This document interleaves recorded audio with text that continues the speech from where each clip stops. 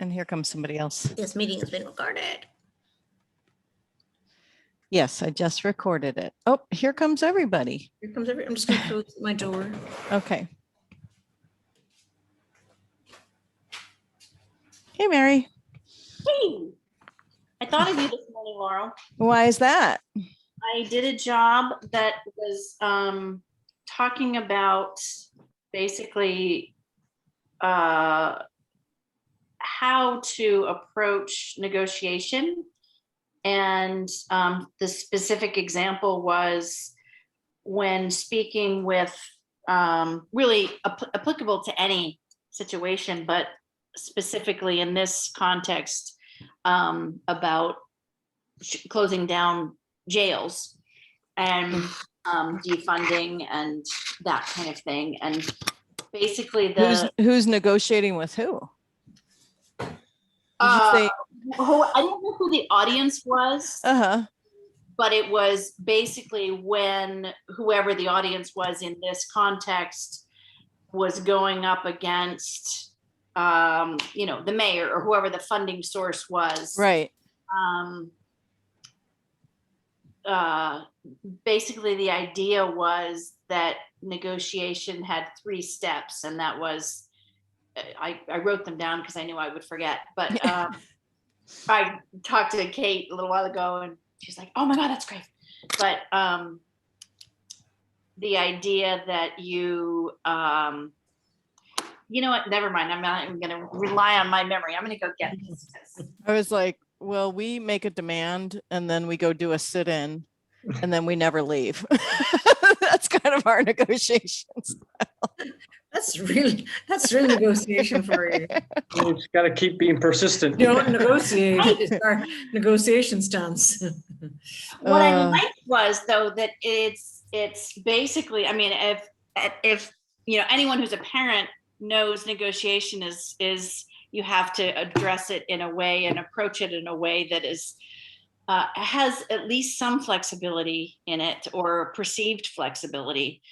And they basically said the first step is, God, if I can read my own writing, ignore their position, but find the interest. So even though most likely, depending on the context, there will be some opposition, some level of opposition. Instead of going toward that and being met with even more opposition, you find a place of at least perceived agreement. And then the BATNA, which I'm sure you know what BATNA means, but best. Right. It's like the best and final offer or something like that. But right. I don't know BATNA. Yeah. BAFO is what we call it. I wrote that on my other whiteboard, but I didn't bring that one out. And then the last one is drop and anchor. And that's basically the idea of, you find, again, that place of agreement and then figure out how to get there. And instead of, as we all have done at various times with our children or spouses or whatever, we'll come in with, I'm right, I have an opinion, or I have an approach, and I'm going to bring you on. I know their approach is not going to be what mine is. There is going to be opposition. And so how do I best get us to a place that is going to serve me or the masses or the position best? And, again, it's so interesting that that's the issue that they were talking about. Because it feels like that's not really a negotiation. Maybe it would be more of a negotiation between like the city council and anyway. Right. Well, the whole idea of what is negotiation and the idea of campaign, like people think that they understand what a campaign is. Well, it is if in that context you all define it the same or approach it in the same way, which is so often not what happens. So, I mean, it's just sort of a global way of looking at, here we have this great difference of Yeah, like finding common ground. Right. Yeah, Right. yeah. Whether it's, trying to get your kid in bed at night and figuring out a bedtime, or defunding prisons, closing prisons, like all that. But I thought of you. Yeah. Well, thank you. I'm glad when you hear about prisons, you think of me immediately. No, but it went back to your thing the other day, and I was reminded why I was. Not that it's a surprise that I was, and others who saw you were so struck by what you do and how well you do it. But you are not only articulate, which again isn't a surprise, but the way that you presented was without being threatening, emotional in a way that was, and I'm not articulate, so I can't even try to say what I'm saying, but Well, thank you, Mary. Well, Mary's right. When emotions get involved, it's really hard to stay even keeled. Trying to acknowledge the other person's side of the story. Mhm, There's truth in everything. and it's a Especially very if you're a woman. emotional issue. mhm. Yeah. Yeah. But also because my day job is so often spending time with researchers and academics who always talk about, let's not talk about emotions. Let's just all make sure we're always providing evidence. Right. And yet there's something missing there. But what was interesting with yours was that, you didn't overlay it with like evidence and research and statistics. You actually just did talk about being a witness and seeing things Yeah. and how that made you feel. So, Except that it was factual. Yeah, but there Well, were. it's factual because I saw it. Yeah. Because there and were I things I mean, experienced. When Yeah. people talk about emotions, you have to speak with emotion, or otherwise you're just a robot. But I think what you mean, Chris, is that like people, their passion leads them often astray or off point, Mhm. especially when you want to communicate Yeah. to the public, or that you've got to try and just keep on track. It's a And really it hard was thing to obvious do. from your voice that you were like Yeah. emotional about it, but you just Yeah. kept it together. Well, I think in those kinds of things, like I knew there were going to be all the fact-based people, like, all the policy people were Yeah, going to be yeah, like, yeah. we spend X amount and this Right. study showed us blah, blah, blah. Like I knew we were going to have like hours and hours of that. And then I also knew that we were going to have really emotional testimony from Black people. Yeah. But I didn't feel like we would have very many personal witnesses from white people. So I tried to be strategic. Well, and that's you did it very well, and in a way that both sides could hear without it being charged to a point of them going, "Oh my God, there's a crazy lady," which Mm. could easily happen. I mean, She hit it pretty well, didn't she? Charged issue. What's that? I said she hit her craziness pretty well. Yeah, that's right. We're the only ones that I saw it creep out a couple of times. I do think had it been well, there were two people who commented while I was speaking, and they were, hey lady, do you know the history of this area? Yeah. It's so violent. People are screaming for more cops on the street, not less. So there was I did get an emotional response. And I think that is because I'm a white person living in a gentrifying neighborhood. And I think that's, there's Black and white folks on both sides of the issue, right? There's some people Black folks in this community who do think that police presence is a deterrent. Even though I think we generally know that those resources, I kind of felt like, okay, well, there's been a cop car there for, I don't know, years, probably with its flashers on. Apparently it hasn't deterred any crime yet. Yeah. It's a complicated issue. It's a really complicated issue. I think we've talked before about it. Like by the time the police show up for whatever reason, you've already missed the boat on how to stop all that stuff happening. Absolutely. Yeah. You need police. Well, one, they should start 20 years earlier and invest in that community, like education. And so like, we Correct. shouldn't even ever be in this situation. But now that we are in this situation, right, where, yeah, there's, you know, there are kids with weapons hanging out on that street, right? Mhm. Undeniably so. And yeah, you know, the only way that's going to get de-escalated is by having people on the street in relationship with those folks. Yeah. Yeah, and And that we- shouldn't be a long-term solution necessarily, No. but It's, I Yeah. think what you were saying is 20 years ago, or, you know, you got to redirect that, you know, when you move that money. I'll call it redirect the funds. Yeah. To education or you know, those, like you said, those communities, so they have a better chance. And yep. some of that will Yep. still require police to keep, so people feel safe walking down their street. But it's, Yeah. yeah. I mean, I just find it, just going back to how the conversation started with Mary, that it is like this great debate. I bought a book a few months ago, Neil read it, but I didn't read it, about how to try to come together in a polarized world, or how you can work with other tribes. I think it's called something about tribes. He's a famous American philosopher, I think. But it was interesting. There's a museum in London that I peripherally work with called the Migration Museum.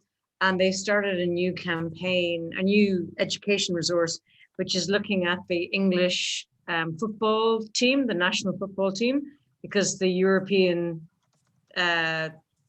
finals, or the European, I don't know what it is, the European Cup, which happens the year that the World Cup, every 3 or 4 years. And England's in the European Cup at the moment. So there are lots of games going on, but they got beaten by Croatia a few days ago.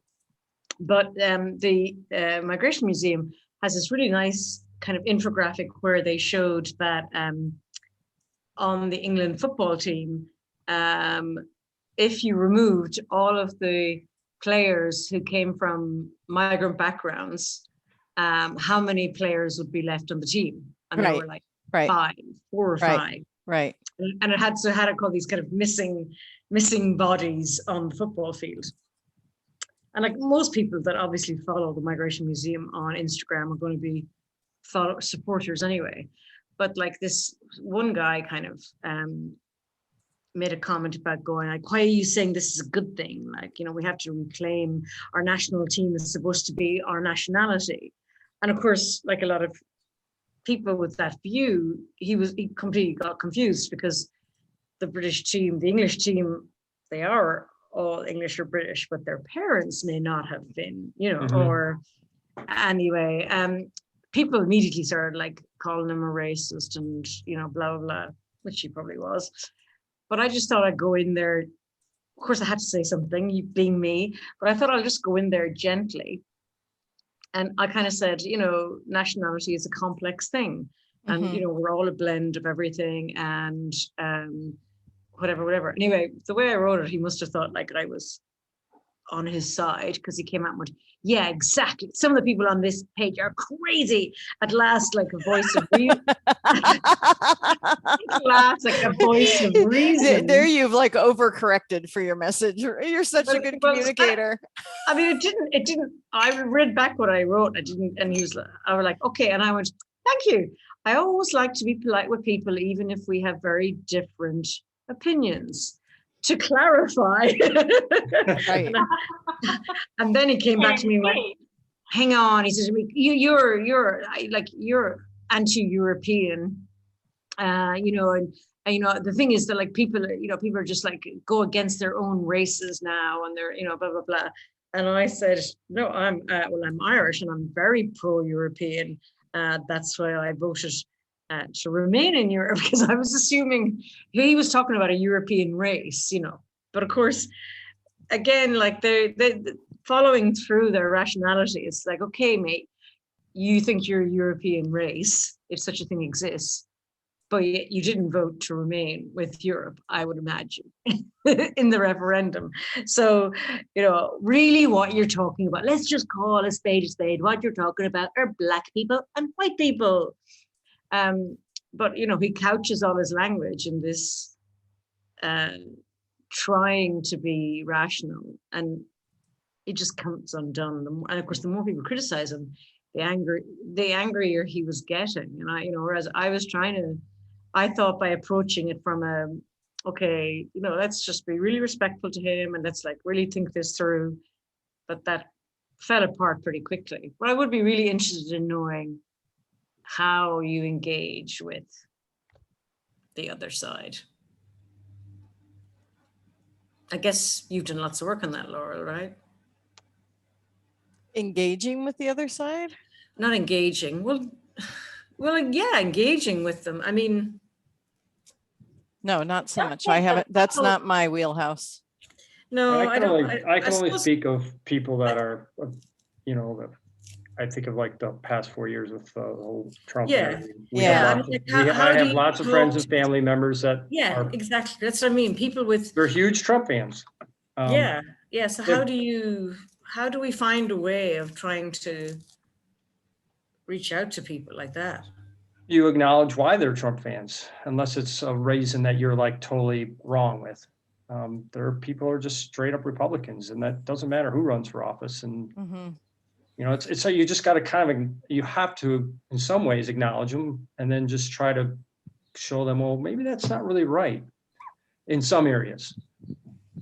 Just like they're trying to convince me that we're all going to be a socialist country in 4 years when we elect Biden. I'm like, I don't think that's going to happen. There was recently, must have been on like This American Life or a podcast like that, where one of the very prominent Republican strategists was, I don't know if he was tasked with or how he got this assignment to try to come up with what ways you could, what would convince people who are anti-vax, kind of the cross section of like Republican voters and anti-vax to get vaccinated. Right. So he's like one of these Republican, spin people. And so the podcast kind of like follows what he tried to do. So, he knew he wasn't going to win it on like the facts, right? Because everybody dismissed the facts. So in the end, the thing that ended up working was getting Chris Christie, the Republican from New Jersey, who got COVID in the super spreader event, I think, in the Rose Garden, and really almost died and infected some of his family members.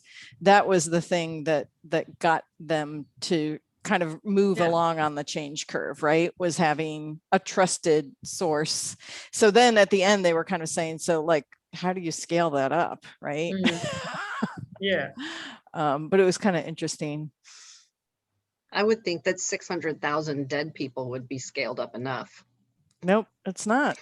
I know, It's not. which is crazy. And even people in this close group, to them, right? people in this group had known people who died and still, Well, that's what I'm saying, that it's not statistics and facts and things like that don't work. Like, because we in a lot of the work we do with working with researchers, we keep saying myth busting. So, busting the myths about refugees, bursting the myths about migrants in general, and like all of these statistics and facts, and it doesn't matter. And like they're backed up with evidence, they're hard facts, and it doesn't make a blind bit of difference. And like the same happened in Brexit, so people do say it's lived experience. It's actually, when migrants, when you are with refugees, when your kids are friends with their kids, it's lived experience that changes people. Yeah. And I think so much of that, like Dawson, Kate and I were talking about this the other day with why is it that people still hang on to there's not enough evidence and they are getting a continual feed on their smartphones and all of their devices of whatever it is that you put in there, you're getting supported, you're getting this reinforcement feed, whether it's the facts or whether it's that Trump is a great person, whatever it is, it's that. And you can say that about both. Yeah, it's the echo chamber. Yeah, but you can say that about both sides. Oh, absolutely. So whatever your views are, that's all you're getting. Right. For sure. For sure. I had a last weekend. I was going to invite a friend over that I haven't seen. We used to get together once a month for dinner religiously, and we've kind of been in touch throughout COVID. But stop, go away. But I thought the other day that I would invite her over for dinner, thinking, well, by now, everybody's vaccinated and blah, blah, blah. And I know her husband voted for Trump.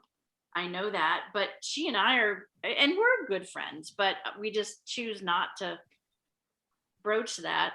And in the last second before I shot off the text, I said, "Oh, I just let you know I'm fully vaccinated, and assuming you are too, ? And turns out she's not. And her thinking along that is that there's just not enough evidence. And I just think this is an educated person. She's, but again, she has that loop going. And just to point out in her defense, there is some truths to what she's saying. This is an There is. unimproved. I mean, it's not FDA approved. It was hurried along. But however, again, does that, however many millions of people dying isn't enough? I mean, and it's not a personal choice. It is a public health crisis. I don't know. I could get pretty riled up. I would never have been able to stay neutral like you did. So Yeah. good job, Laura. We have a really nice program on radio here, except it's on Radio 4, so that's already niche, even though 50 million people listen to it. But it's called More or Less, and it's where this very approachable presenter, who's a professor of statistics, he can communicate, and his team, they take like a statistic from the news that week and they investigate it and either debunk it or agree with it. Mhm. And they do a really great thing. And one of them, they questioned an older person who was on a panel saying that they didn't want to have their jab because they'd heard about the risk of stroke because of this particular condition they had. And so they went and investigated, and they said, yeah, so the chances of you getting a stroke with the COVID vaccine are 1 in a million. The chances of you getting COVID without getting the vaccine are 1 in 260. Yeah. So there's your choice.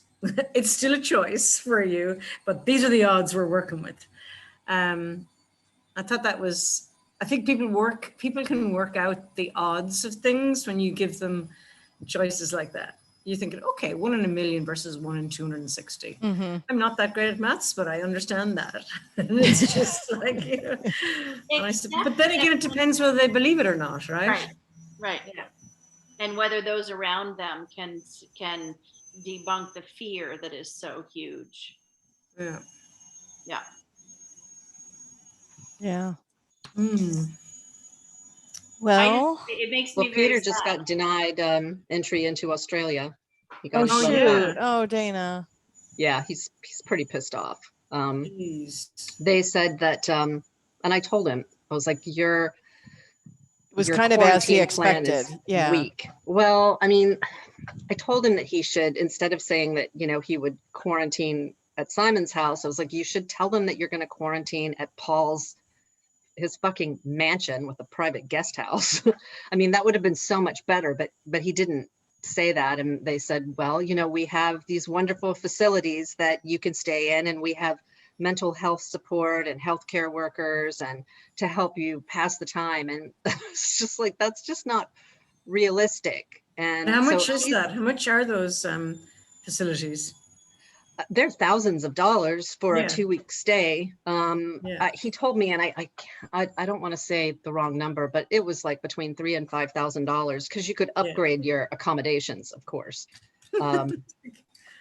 But Crazy. I mean, he just, So is that a hard no then, Dana, or can he come with a new plan? And Well, I suggested that he try a different angle, but you know, I don't know. I don't know what he's going to do. I mean, I guess they were saying they think the country might be closed until like May of 2022, which I mean, honestly, they have fucked that shit up so bad. And Why now don't so they just many get Australians, vaccinated? Why are they not vaccinating?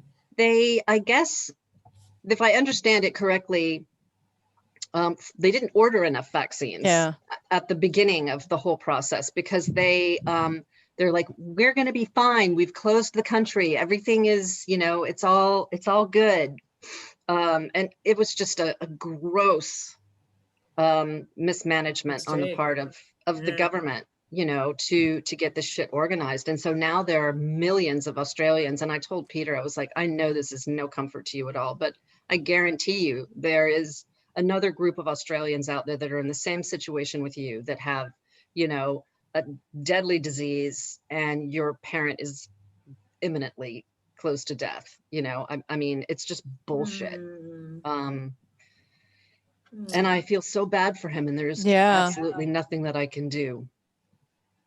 They've Oh, finally, I'm okay. hoping, so Barbara, Peter's mom, was about an hour and a half north of where Simon, his brother, lives in Sydney. Simon's the closest. He lives in the northern suburbs. And so, you know, it was definitely a hike to get to her. So they've recently moved her down to near Normanhurst, which is close to Simon and where she used to live before she and her late husband, Ken, relocated up to retirement land. So, you know, this is a dementia care facility. Hopefully being closer to the kids, you know, and getting more regular visits from them and being able to, apparently they have like a little chapel on site, so she doesn't have to be ferried to her local Lutheran church, which she loves. I'm hoping that's going to give her a little boost, but Mhm. who knows, you know? So yeah, Peter won't be going Oh, anywhere. shoot.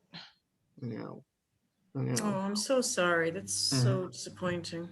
It is disappointing, and it's really sad because I know there are so many other Australians that want to go home. Mhm. Yeah, Mhm. yeah. I mean, Mhm. imagine if you just went to India for a business trip for 2 weeks and just you got stuck, you know, and then what do you I do? I was chatting to one of my Chinese colleagues, and I didn't realize this. He told me last year, and I'd forgotten. His parents came to visit him in February or March, 2020, and they've been stuck in the UK, living with him and his wife and kids. Oh, wow. His parents in their 80s since then. And My you know, gosh. he didn't say anything, but I picked up the vibes were like really not that great because their actual flights just keep getting cancelled. Oh. Wow. I hadn't heard that about China. Yeah, yeah, Australia, I'd they're from heard, but Chengdu, yeah. huh. And he's actually built a little structure at the end of the garden for them, like a little Little ADU. a little granny flat. Yeah, no, it's really nice. He showed us pictures of it. It's lovely. But I was just like, my God, Wow. that is a long time. I mean, I know it's really, really, really sad not to see your parents at all. But it's like, it must be really hard for these people in their mid 80s to travel across the world, think they're only coming on a Yeah, family holiday, and then like nobody's been in their apartment. His mom is like really suffering from anxiety, and she I misses bet. her own sister and her, you know, and they had a Yeah. cat. The cat's obviously, you know, the cat's gone. I mean, they don't know where the cat is now. What? Okay, you know, you think that's, I mean, no, they gave the cat to somebody, but the cat, obviously the cat's never going to come home at this stage. But I mean, it's Golly. not the same thing, but it, you know, it's all these people, for everybody who can't get into a country, there are people who can't get out of a country. Mhm. Yeah. Mhm.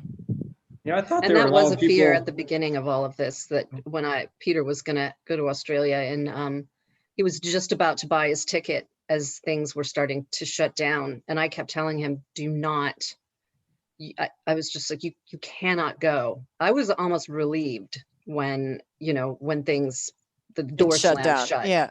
Because I was really afraid that he was going to get over there and then be stuck. And what would he do for his treatment, you know, that he's been going through? It would have been horrible. So yeah, Yeah. I can only imagine. And bless her heart, all that anxiety. I have anxiety and I'm Yeah. definitely not experiencing that.